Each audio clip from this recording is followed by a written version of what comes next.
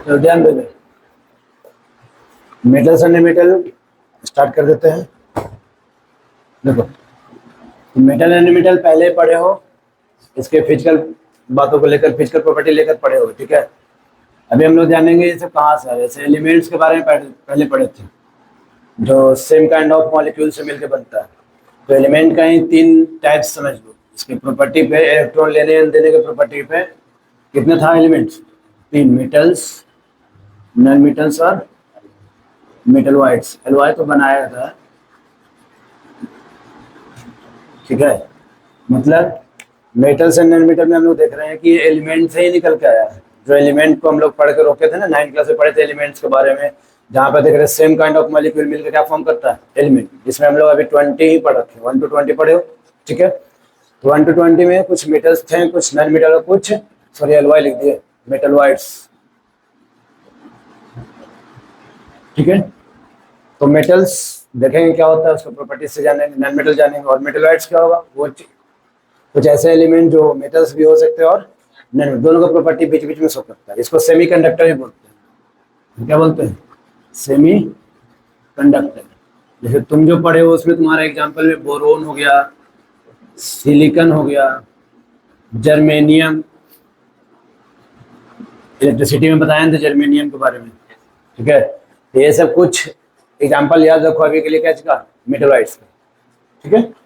तो ये एलिमेंट्स का ही टाइप्स में निकल के आते हैं, मेटल, नॉन मेटल और मेटलॉइड्स। तो पहले हम लोग मेटल एंड नॉन मेटल को डिफाइन देने की कोशिश करेंगे, ठीक है। और डिफाइन पहले हम लोग देंगे इसके फिजिकल प्रॉपर्टी पे। डिफाइन क्या चीज देंगे? पहली बार फिजिकल प्रॉपर्टी पे, देन आएंगे उसके केमिकल प्रॉपर्टीज पे, ठीक है। तो फिजिकल प्रॉपर्टीज पे मेटल क्या हो सकते हैं? तो मेटल फिजिकल प्रॉपर्टी पे होते हैं जो मेलिएबल हो ना, जो डक्टाइल हो, ठीक है, जो सोनरस हो, लस्ट्रस हो। बस इसी में 1-2 पॉइंट का यूज करना होगा। इसी में the element which was malleable, ductile, sonorous, वो मेटल, ठीक है। हार्ड होता है, मेटल जनरली हार्ड होते हैं। High melting and boiling point, high melting and boiling points. और क्या हो सकता है? मेलिएबल हो गया, डक्टाइल हो गया, sonorous, lustre, high melting and boiling point, और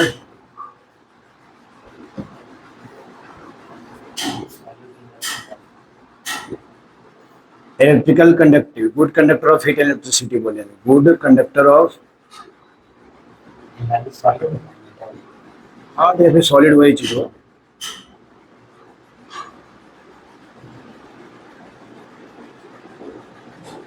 देखो, ये जितने भी पॉइंट्स लिखे हैं ना, ये सारे points most of the metals के लिए, नॉट ऑल द मेटल्स, ठीक है। मोबाइल तो है का जानवर से लेगा। देखो, ये सारा पॉइंट कैसे के लिए? मोस्ट ऑफ द मेटल्स के लिए। मोस्ट ऑफ द मेटल मतलब लगभग लगभग सारे मेटल के लिए, ठीक है। मेलिएबल का मतलब क्या होता है? उसको पतले से पतले शीट में ड्रॉन किया जाए, मतलब बदल दिया जाए। मतलब एक मेटल्स के टुकड़ा को पीटेंगे ना तो टूटेगा, जैसे लोहा हो जल्दी टूटता नहीं, उसको पतला शीट में बदल जाता है, ठीक है। डक्टाइल वही वायर, वायर के रूप में खींचने, जितना लंबा खींचो टूटेगा नहीं। सोनरस एक अच्छा सा साउंड प्रोड्यूस करे, जैसे मार्कर फेंकेंगे ये भी साउंड प्रोड्यूस करेगा, तो एक मेटल का टुकड़ा करेंगे वो भी साउंड प्रोड्यूस, दोनों में साउंड में फर्क होगा।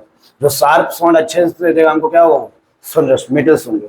लस्ट्रस जिसके पास चमक हो, हार्ड एंड सॉलिड होते हैं generally, high melting boiling point होना चाहिए, good conductor of heat electricity होने चाहिए। तो ये सब कुछ physical properties of the metal. अगर ये सब चीज दिखा रहा है तो वो मेटल है, और नहीं दिखा रहा तो नॉन मेटल है ना। लिविंग द एक्सेप्शंस, एक्सेप्शंस को छोड़कर। मेटलॉइड्स तो ऐसे हो गए जो कभी मेटल भी बन जा रहा है, कभी नॉन मेटल बीच का, उसका अटक, ठीक है। मेटल एंड नॉन मेटल को देखेंगे कि अगर ये सब चीज शो कर रहे हैं तो मेटल्स, और नहीं शो कर रहे हैं तो नॉन मेटल, एक्सेप्शंस को छोड़कर, ठीक है। एक्सेप्शन बोले तो कि ये सारे रूल ठीक है, ये चीज मेटल हार्ड होते हैं, तो कुछ ऐसे मेटल होते हैं जो नहीं हो पाते, नॉन मेटल स्टेटी कंडक्ट नहीं करेगा, तो कुछ ऐसा है जो कर लेगा। तो ये सब कुछ एक्सेप्शंस को छोड़कर बाकी तुम डिफाइन या फिर कहीं पे भी बोल सकते हो मेटल एंड नॉन मेटल क्या, ठीक है। तो बात है तो वो सब कौन कौन से एक्सेप्शन है? एक्सेप्शन केमिस्ट्री में बहुत सारे मिले थे, पहले एक्सेप्शन को जान लो। ठीक है, एक्सेप्शंस कहीं से भी बोल सकते हो। तो डक्टाइल और मेलिएबल ज़्यादातर तुम्हारा गोल्ड सिल्वर, याद रखोगे। एनसीईआरटी का बुक रीड आउट करो, इसमें सारा पॉइंट छोटे छोटे दिया हुआ है जो कहीं ना कहीं तुमको मिल जाएगा। ठीक है, हम जितना कवर कर पा रहे हैं कर ले रहे हैं, बाकी तुम लोग रीडिंग भी कर लेना ताकि ये सब चीज़ ना छूट जाए। ठीक है, gold and silver are most malleable and ductile metal. ऐसा नहीं कि आयरन नहीं, आयरन भी है, बट उससे ज़्यादा कौन है, गोल्ड एंड सिल्वर। ठीक है, लस्टरस में कोई दिक्कत नहीं, हार्ड एंड सॉइल में, मेल्टिंग पॉइंट बॉइलिंग पॉइंट पे नहीं, conductor good conductor of electricity और हीट में कौन आता है, सिल्वर। तो पुअर कौन होगा, गुड वाला तो सिल्वर, पुअर वाला दिया हुआ बुक में तुम्हारा लीड एंड मर्करी को ऐसा माना जाता है कि वो लोग poor conductor of heat and electricity है। ठीक है, ये तो कुछ डायरेक्ट है, एक्सेप्शंस पे आते हैं। एक्सेप्शन में सबसे पहले मेटल्स का कुछ एक्सेप्शन देख लेते हैं। मेटल्स के लिए ये चीज होना चाहिए तो नहीं है। ठीक है, जैसे मेटल्स का है ना, हार्ड पर देख लेते हैं। हार्ड पर तुम्हारा हो जाता है क्या, सोडियम और पोटासियम, क्या है, मेटल है, हार्ड होना चाहिए था, बट ये इतने ज्यादा सॉफ्ट होते हैं कि चाकू से भी कट रहा, तो इसमें दिक्कत है। ठीक है, ये एक्सेप्शन में चला गया मेटल्स में। और क्या हो सकते हैं, मतलब सीजियम, सीजियम मेटल है ना, उसका मेल्टिंग पॉइंट और बॉइलिंग पॉइंट क्या होना चाहिए था, हाई होना चाहिए था, बट वैसा नहीं रहता। उसका मेल्टिंग पॉइंट और बॉइलिंग पॉइंट क्या होता है, बहुत ज़्यादा लो होता है मेटल्स होने के बावजूद भी। और बात करें तो मरकरी, जो कि जनरली मेटल है तो हार्ड होना चाहिए था, बट ये रूम टेम्परेचर पे भी लिक्विड होता है। और एक्सेप्शन तुम्हारे बुक में भी हो। ठीक है, अभी हम देख लेते हैं। ये हो गया, ये सब कुछ मेटल्स के लिए एक्सेप्शन है। तो कुछ एक्सेप्शंस नॉन मेटल के लिए भरे पड़े। ठीक है, सबसे पहले ग्राफाइट के ले लो, इलेक्ट्रिकल कंडक्टिविटी में आ जाता है नॉन मेटल होने के बावजूद भी। डायमंड का ले लो, नॉन मेटल है, हार्ड नहीं होना चाहिए था, बट ये hardest substance on the earth कौन है, डायमंड। और हार्डेस्ट सब्सटेंस होने के बावजूद भी साथ इसका high melting and boiling point होता है, किसका, डायमंड का, बहुत ज्यादा। बाकी है क्या, नॉन मेटल, तो ये एक्सेप्शन में चल जा रहा है। और क्या हो सकता है, ब्रोमीन एक नॉन मेटल है जो लिक्विड होता है रूम टेम्परेचर पे। और कोई एक्सेप्शंस, आयोडीन की बात कर लो, आयोडीन एक नॉन मेटल है बट लस्ट्रस प्रॉपर्टी शो करता है, ये जो कि करना नहीं चाहिए था, मेटल का है। तो ऐसे कुछ ऐसे ये सब क्या हो गए, नॉन मेटल जो एक्सेप्शन में आते हैं। ठीक है, तो क्वेश्चन बहुत सिंपल सा आ जाएगा एक्सेप्शंस वाले में। पहले तो हम लोग मेटल एंड नॉन मेटल को फिजिकल प्रॉपर्टी के हिसाब से बता पा रहे हैं। कुछ कुछ पॉइंट अपना याद रखना कि ये सब ज्यादा होते हैं, कोई पुअर होता है, कुछ एक्सेप्शंस हमारे सामने आए निकल के। ठीक है, इस बुक को पूरा रीड आउट करना, कहीं ना कहीं अच्छे से सब चीज दिया हुआ है, ऐसे तो कुछ छूटा नहीं होगा। हाँ, सीरियम के साथ गैलियम भी दिया है, गैलियम भी लिख देंगे यहाँ पे। सीरियम गैलियम क्या होता है, मेल्टिंग पॉइंट बॉइलिंग पॉइंट इसका लो होता है। ठीक है, हाँ, तो सीरियम एंड गैलियम का मेल्टिंग पॉइंट और बॉइलिंग पॉइंट क्या होता है, बहुत ज्यादा लो होता है मेटल होने के बावजूद। ठीक है, इसमें इसका शॉर्ट लिख देते हैं यहाँ पे, लो एमपी। बाकी सबका तो सुनते आ रहे हो। ठीक है, बाकी सब तो सुनते आ रहे थे, एक्सेप्शन ज्यादा ध्यान रखना और जो बोल रहे हो उस बातों को ध्यान रखना। क्लियर, तो ये सब कुछ हम लोग बता सकते हैं इन सब बातों पे, कौन मेटल है कौन नॉन मेटल है। ठीक है, ऐसे कुछ क्वेश्चन है तुम्हारे लिए इस पे। मेटल का ही एग्जांपल देना है, liquid at the room temperature, तो कौन रहेगा, mercury. Easily cut with the knife, sodium potassium कोई तो is the best conductor of heat, silver, यहाँ पे है ना। पुअर कंडक्टर ऑफ हीट लिखे लीड एंड मरकरी। तो ये सब बुक में डायरेक्ट दिया हुआ है, बुक का लाइन पढ़ोगे ना तो दिया हुआ है, इस वजह से ऐसे क्वेश्चन किया गया तुमसे। Explain the meaning of malleable and ductile, malleable और डक्टाइल का मीनिंग क्या होगा। मेलिएबल और डक्टाइल मतलब, मेलिएबल मतलब metals can be drawn into a thin sheet and metals can be drawn into a thin wire. ठीक है, याद रखोगे। चलो, तो ये वो मेटल एंड नॉन मेटल का फिजिकल प्रॉपर्टी के हिसाब से। अभी हम लोग देख लेंगे इन दोनों को केमिकल प्रॉपर्टी के हिसाब से। तो यहाँ से तुम लोग 3 चैप्टर पढ़ रहे हो केमिस्ट्री का आज, तो इसको पढ़ना है तो 3 चैप्टर पढ़ने वाले हो, पहला, दूसरा और तीसरा। ये तीनों चैप्टर से रिएक्शन बनाने आ जाने चाहिए। पहला चैप्टर में तुम लोग रिएक्शन को देख पा रहे हो, कैसे कोई रिएक्शन अगर जुटने वाला है तो जुटने वाला रिएक्शन करेंगे, कॉम्बिनेशन, डिकम्पोजिशन और डिकम्पोजिशन करेंगे, डिस्प्लेसमेंट करेंगे, वो बताता हो। दूसरे चैप्टर में तुम लोग देखे थे एसिड बेस सॉल्ट की। एसिड जब मेटल के साथ रिएक्ट करेगा तो क्या करता है, एसिड वाटर के साथ क्या बनाता है, जो स्ट्रक्चर लिखवाते थे ना, वो उसी टाइप का चीज यहाँ पे आने वाला है केमिकल प्रॉपर्टी के हिसाब से। ठीक है, तो केमिकल प्रॉपर्टी के हिसाब से ठीक है, तो हम पहले डिफिनेशन दे देंगे, बट तुम्हारा चैप्टर कुछ उसी तरीके से जैसे सेकेंड चैप्टर है। ठीक है, इसमें भी तुम लोग देखोगे कुछ ना कुछ केमिकल तुमको दे दिया जाएगा। केमिकल के रूप में क्या है, सबसे पहले एयर, सबसे पहले एयर, मतलब एयर केमिकल दे दिया, मेटल के साथ रिएक्ट करवाओ, नॉन मेटल के साथ रिएक्ट करवाओ, क्या बनाता है याद कर लो, है ना। और जब कभी हम कुछ रिएक्शन देते तुम लोग पकड़ पा रहे हो कि एक साइड एयर और एक साइड मेटल और नॉन मेटल है, तो अपना स्ट्रक्चर के हिसाब से बैठा लोगे। दूसरा तुम्हारे पास रिएक्शन किसके साथ पढ़ना है, वाटर के साथ। तीसरा रिएक्ट विथ एसिड के साथ पढ़ना है, मेटल एसिड के साथ क्या पढ़ेगा, ये वाला पढ़ा था एसिड विथ मेटल, यहाँ पढ़ना पड़ रहा है मेटल विथ एसिड, दोनों सेम रहेंगे, चेंज नहीं होंगे। और है अदर मेटल सॉल्ट के साथ भी रिएक्ट करें तो क्या होता है। ठीक है, तो मिला जुला के पिछले चैप्टर के जैसा है, कुछ केमिकल्स तुमको दे देगा और बताएगा एसिड मतलब मेटल और नॉन मेटल के साथ रिएक्ट करवाना होगा। ठीक है, तो पहले हम लोग केमिकल प्रॉपर्टी के हिसाब से मेटल का डिफिनेशन देख लेंगे। मेटल्स, तो मेटल्स क्या होते हैं, इलेक्ट्रो पॉजिटिव एलिमेंट होते हैं, electro positive element, electro positive element. Metals क्या होते हैं, electro positive element that gains positive charge on losing electron. ये सब चीज पहले पढ़े हो। ठीक है, जैसे कोई एलिमेंट इलेक्ट्रॉन लूज करता है तो कितना कर सकता है, 1 2 3, और गेन करेगा भी तो 1 2 3, और जब लूज करता है तो लूज करके प्लस चार्ज और गेन करके माइनस चार्ज, उल्टा चलता है ना। तो मेटल्स क्या होते हैं, इलेक्ट्रोपॉजिटिव एलिमेंट होते हैं। इलेक्ट्रोपॉजिटिव एलिमेंट का मतलब इलेक्ट्रॉन लूज करता है, प्लस चार्ज अपने ऊपर ले लेता है, इसको ध्यान में रखोगे। ठीक है, और नॉन मेटल यहीं पे क्या हो जाएगा, इलेक्ट्रोनिगेटिव एलिमेंट, इलेक्ट्रोनिगेटिव एलिमेंट, याद रखना इस डेफिनेशन को। केमिकल प्रॉपर्टी के हिसाब से तुम फिर डायरेक्ट भी कहीं पे दे पाते हो तो दे सकते हो, डेफिनेशन कोई दिक्कत नहीं। ठीक है, non metals are the electronegative element that क्या हो जाएगा, that gain negative charge on gaining electron, याद रखोगे अच्छे से। ठीक है, मतलब इलेक्ट्रॉन लेकर के अपने ऊपर कौन सा चार्ज ले लेता है, minus, that's why this are called electronegative element, है ना। मेटल एंड नॉन मेटल पकड़ में आ रहा है। ठीक है, अभी हम लोग देखेंगे अपने चैप्टर के हिसाब से, अपने बुक के हिसाब से, जिसमें तुमको अलग अलग तरह का केमिकल लेकर मेटल्स और नॉन मेटल का रिएक्शन देखना होगा। तो सबसे पहले है metals and non metal with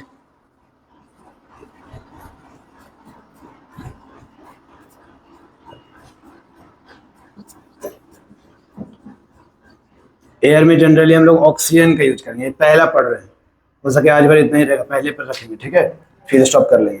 metal and non metal react with air, या फिर बर्न इन एयर जो बोलो, रिएक्शन ये बर्निंग जो बोलो। ठीक है, तो मेटल्स जब एयर में बर्न करेंगे, तो मेटल्स एयर में जब बर्न करेगा तब, ठीक है, तो ये बना देगा क्या, मेटल ऑक्साइड। यहाँ तक कोई दिक्कत नहीं, मेटल ऑक्साइड। जो मेटल होगा ऑक्सीजन का फॉर्मूला बना के तुम अपने साइड से, जैसे मैग्नीशियम ऑक्साइड बनाना तो MgO, है ना। सोडियम ऑक्साइड बनाना तो क्या होगा, Na2O, क्योंकि इसका दो इसका एक एक्सचेंज कर पा रहे हैं, तो ये तो फॉर्मूला बनाने आ जाएगा। क्योंकि मेटल ऑक्साइड तुमको अगर ये स्ट्रक्चर डायरेक्ट याद है, मेटल जब एयर में बर्न करेगा तो क्या बनेगा, मेटल का ऑक्साइड, ये हो जाता है ना। यही पे पढ़ना होगा, metal oxide are basic in nature, इसको याद रखना होगा, basic in nature. Metal oxide actually basic in nature, तो उसको टेस्ट किया गया, तुम सिल्वर पे लिटमस पेपर का यूज करके टेस्ट भी कर सकते हो। ठीक है, कि बेसिक इन नेचर ही होते हैं। ठीक है, तो नॉन मेटल का तो यहाँ पे एग्जांपल दिया नहीं है तुम्हारे लिए, लिखते हैं। तो मेटल जब एयर में रिएक्ट करते तो एग्जांपल ले लेते पहले, जैसे तुम्हारा कॉपर प्लस क्या, ऑक्सीजन, कॉपर ऑक्सीजन रिएक्ट करके क्या बनाता है, CuO, कॉपर 2 ऑक्साइड है ये क्या है, कॉपर 2 ऑक्साइड। जो ब्लैक वाला था, इसके पहले चैप्टर में पढ़े थे इसको भी, कॉपर 2 ऑक्साइड जो ब्लैक वाला बनता था। तो देख रहे हैं मेटल जब ऑक्सीजन के साथ बर्न किया तो क्या बनाया, मेटल ऑक्साइड। तो इसका जो नेचर होगा कैसा होगा, बेसिक नेचर का होगा। ठीक है, अल्युमिनियम के साथ दिया, अल्युमिनियम प्लस ऑक्सीजन तो क्या बनाया है, Al2O 3, ये तो फॉर्मूला था, ठीक है। तो ये भी तुम्हारा क्या होना चाहिए, बैलेंसिंग कर लेना, ये भी क्या होना चाहिए, बेसिक। बट कुछ मेटल्स के ऑक्साइड ऐसे होते हैं जो दोनों शो करते हैं, बेसिक भी होते हैं और एसिडिक भी हो जाते हैं, ठीक है। कुछ ऑक्साइड, कुछ मेटलिक ऑक्साइड ऐसा कर पाते हैं, ठीक है। That is aluminium and zinc. Aluminium and zinc का देखा गया है, जब ये दोनों के साथ ऑक्सीजन के साथ रिएक्ट करवा दिया गया ना, ZnO और Al2O3 जो बनता है, दीज आर क्या, amphoteric oxide. Amphoteric oxide, amphoteric oxide किसको बोलते हैं, जो बेसिक और एसिडिक दोनों प्रॉपर्टी शो करता है, ठीक है। जो बेसिक और एसिडिक दोनों प्रॉपर्टी शो करता है उसको क्या बोलते हैं, एम्फोटेरिक ऑक्साइड, ठीक है। बाकी जैसे सोडियम के साथ रिएक्ट करवा दिया तो वो तुम्हारा बेसिक नेचर का ही बनेगा। मैग्नीशियम वाला बेसिक नेचर के बनते हैं, MgO, ठीक है। तो ये चीज को याद रखना कि एल्युमिनियम एंड जिंक का जो मेटल ऑक्साइड होगा, मेटल का ऑक्साइड, मेटल नहीं, मेटल का ऑक्साइड होगा, क्या होगा, एम्फोटेरिक ऑक्साइड बनाते हैं। ले दो, साइन कर रहा है कोई होगा, सत्यम है, रुक जाएगा, नहीं इसको डिसकंटिन्यू कर सकते, हाँ ये दोनों, ठीक है। इसका चेक करेंगे अभी, इसको डिसकंटिन्यू नहीं कर सकते बीच में भी। देखो क्या है, Al2O3 अल्युमिनियम का ऑक्साइड, तो ध्यान में रहेगा क्या कि दोनों है, एसिड भी है और बेस भी है। और तुमको याद होना चाहिए एसिड बेस रिएक्शन क्या होता है, neutralisation reaction, salt plus water. तो इसको चेक कर लेते हैं, ठीक है। एक बार इसको रिएक्शन करवा दिया जा रहा है HCl के साथ, क्या है, एसिड के साथ, तो ये बार क्या काम करेगा, बेस का, बेस एंड एसिड क्या बना देगा, सॉल्ट एंड वाटर। तो क्या होगा, सॉल्ट बना दे AlCl3 का और प्लस वाटर, ठीक है। और वहीं पे इसको रिएक्ट करवा दिया कटी के साथ, NaOH के साथ, एक बेस है, तो वो क्या कम कर जाएगा, एसिड का। तो यहाँ बना रहा है NaLO2, सोडियम एल्यूमिनेट इसका नाम है, ठीक है। इसका नाम देता है सोडियम एल्यूमिनेट, नाम याद रखना।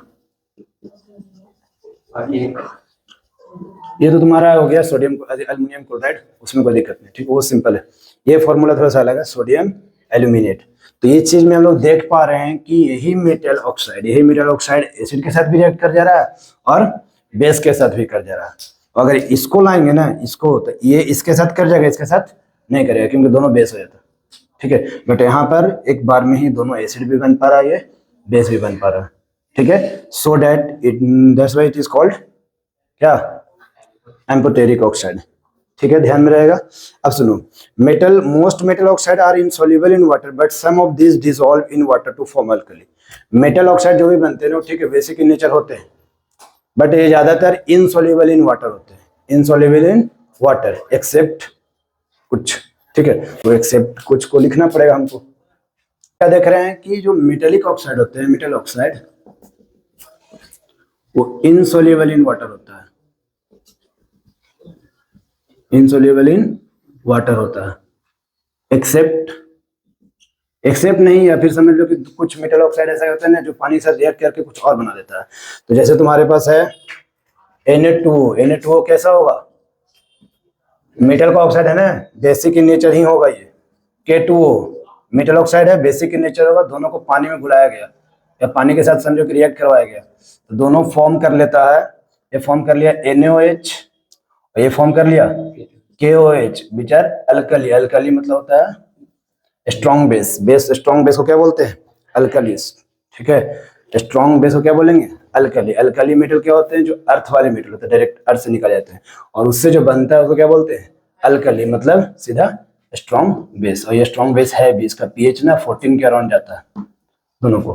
तो ये दोनों ऐसे मेटल ऑक्साइड है ना जो पानी में सॉल्युबल हो जाते हैं। रुकेगा, ये सब इनसॉल्युबल होते हैं, ज्यादातर क्या होते हैं, इनसॉल्युबल, बट ये दोनों क्या होते हैं, सॉल्युबल, ठीक है। तो क्या देखें, metal on burn in air gives metallic oxide, तो इसी के हिसाब से बैठा दो क्या पर, नॉन मेटल पे। तो नॉन मेटल जब एयर में बर्न करे हो तो क्या होगा, एयर मतलब ऑक्सीजन, ठीक है, एयर में बर्न करे तो क्या होगा, क्या देगा, non metallic oxide, non metallic oxide. और नॉन मेटेलिक ऑक्साइड कैसे होंगे, एसिडिक इन नेचर। ये कैसा होगा, एसिडिक इन नेचर। एक आध एग्जाम्पल से पहले देख लेते हैं, ठीक है। ये सब चीज लगा पहले ही पढ़ा है, ठीक है, याद रखना तुमको खाली। इसके कुछ एग्जाम्पल इसके साथ भी देख लो। एक एग्जाम्पल सबसे फेमस वाला, carbon plus oxygen, carbon is a non metal. याद रखो कार्बन क्या होता है, नॉन मेटल। तो क्या बना देगा, CO2 गैस है, बट ये कैसा गैस होगा, एसिडिक गैस होगा। Sulphur plus AO2, SO2। Nitrogen plus O2 क्या, NO2। तुमको पता है this are the acidic gas. कैसे, हम पढ़े थे एसिड रेन वाले में, when harmful gases like NO2, SO2 get mixed in the air। तो ये सबको मिक्स होने से हो क्या रहा है, एसिड रेन क्यों बनता है, मिक्स होने से खाली नहीं, ये सब गैसेस की वजह से बनते हैं। ये सब गैसेस एक्चुअली होते हैं नॉन मेटल के गैस, और नॉन मेटल के गैस कैसे होते हैं, एसिडिक। दैट्स व्हाई वो रेन भी क्या बन जाता है, एसिड रेन हो जाता है। ठीक है, इस चीज को ध्यान में रखोगे। और देखो, तो लगभग सारे मेटल एयर में जलते हैं। ठीक है, सारे मेटल एयर में बर्न करते हैं, तो बर्न करने का तरीका अलग अलग हो सकता है किसी का। ठीक है, बर्न करने का तरीका किसी किसी मेटल का अलग हो सकता है। जैसे देखो, B observe in that all metal do not react with oxygen the same rate. मतलब सारे मेटल ऑक्सीजन के साथ उस रेट से रिएक्ट नहीं करते। जैसे तुमको याद कर लो सोडियम के बारे में, सोडियम के बारे में क्या जानते हो कि बाहर निकालोगे जल जाएगा, मतलब ये बहुत ज्यादा वाइग्रस रिएक्ट कर रहा है। वाइग्रस मतलब बहुत ही रैपिड रिएक्ट कर रहा है ना। और कुछ कुछ मेटल क्या होता है नॉर्मली, जैसे ये सब क्या नॉर्मली रिएक्ट कर पाता है। इधर जो कॉपर ऊपर यूज किया, एल्युमिनियम नॉर्मली रेट से जो होना चाहिए वो होता है, बट सोडियम निकालोगे आग पकड़ लेगा। That's why it is store in the kerosene. इसको कहाँ रखा जाता है, केरोसिन में, ताकि बाहरी एटमॉस्फेयर के एयर में कांटेक्ट में ना आके जल जाए। ठीक है, तो तुमसे क्वेश्चन पूछा जाता है why sodium is kept in the kerosene. तो रीजन सिंपल सा है कि उसको अगर बाहर निकालेंगे तो एयर के साथ रिएक्ट करके वो बहुत ज्यादा वाइग्रस रिएक्ट करता है। ठीक है, तो ये सेम रेट से नहीं, रिएक्शन सब करता है बट सेम रेट से नहीं। तो पोटासियम एंड सोडियम ऐसे मेटल हैं जो बहुत जल्दी रिएक्ट कर जा रहे हैं, है ना, और कैच फायर। इस वजह से उसको कहाँ रखा जाता है, केरोसिन में। ठीक है, वहीं पे बात करें aluminium zinc lead, aluminium zinc और lead are covered with a thin layer of oxide। इतना हटो एल्युमिनियम जिंक लीड को। मैग्नीशियम के बारे में तुम लोगों को पढ़ा है, मैग्नीशियम के बारे में। मैग्नीशियम लैब में रखा रखा क्या बन जाता है, MgO। क्यों, क्योंकि वो ऑक्सीजन के साथ रिएक्ट कर रहा है। याद करो, ऑक्सीजन के साथ रिएक्ट करने का मतलब होता है चाहे वो जल जाए, चाहे जिस भी तरीके से रिएक्शन शो कर दे, मतलब उसका ऑक्साइड हो जाए, उसका ऑक्साइड बना दे, तो ये ऑक्साइड बन जाता है। वो नॉर्मल ऑक्साइड बना के छोड़ देता है। लीड हो गया, जिंक हो गया, मैग्नीशियम हो गया, क्या होता है नॉर्मल ऑक्साइड बना के। यही चीज जलने वाला एक बात हो रहा है, रिएक्शन ये हो रहा है, बट ये बहुत धीरे धीरे होता होगा, थोड़ा टाइम से बाद होता है। वहीं पर देखते हैं iron does not burn on heating. Iron जल्दी जलता नहीं, आयरन को हीट करते रहो जल में नहीं करे जल्दी, but iron filling Burns vibrationally when sprinkle in the flame of the burn. But iron filings मतलब जो आयरन से जो टुकड़ा निकलता है बालू जैसा, उसको अगर आग में डालोगे ना तो जल जाता है। ठीक है, क्योंकि वो कमजोर पड़ जाएगा वहां पे। और तुम्हारे पास copper does not burn, copper जलते नहीं है, but the hot metal is coated with the. Copper जलता नहीं है, बट कॉपर के रिएक्शन यहाँ पर लिखे थे CO2, जो ब्लैक कलर के कोटिंग का ऑक्साइड बन जाता है, ब्लैक कलर का ऑक्साइड उस पर ऊपर जम जाता है। ठीक है, तो इस तरीके से देख लो। तुमको बता रहा सिल्वर एंड गोल्ड के बारे में क्या बोल रहा है, ये सब कितना भी टेम्परेचर पे तो चलेगा ही नहीं। सिल्वर एंड गोल्ड कोई रिएक्शन नहीं करता, जिसकी वजह से हम लोग देख पाते हैं कि लंबे टाइम तक इसमें कोई जंग वगैरह भी नहीं लगता। जंग लगने के पीछे वही रीजन है, जंग लगना मतलब ये होता है ऑक्सीजन का आ जाना, एंड ऑक्सीजन का आ जाना मतलब यही रिएक्शन जो तुम लोग पढ़ रहे हो वही ऐड हो जाएगा। ठीक है, तो पहला पॉइंट लगभग बड़ा चला गया, reaction of metal and non metal with the air थोड़ा सा बड़ा चल गया, क्योंकि मेटल का जाने, नॉन मेटल का जाने, क्या होता है एसिडिक होता है, वो बेसिक होता है तो कैसे होता है, कुछ एम्फोटेरिक ऑक्साइड के बारे में जाने, एंड कुछ बेसिक्स बात यहाँ पे आया। ठीक है, तो आज का चैप्टर इतना रहेगा, और ये चैप्टर आज का दिन बड़ा हो गया ज़्यादा। ठीक है, तो याद रखना पूरा, इसको रीड आउट करके होगा फुल चैप्टर को, समझ गए, और 4 क्वेश्चन जो है उसको कर लेगा, फिर आगे बढ़ेंगे कल। बहुत बड़ा चैप्टर है, धीरे धीरे आगे बढ़ेंगे।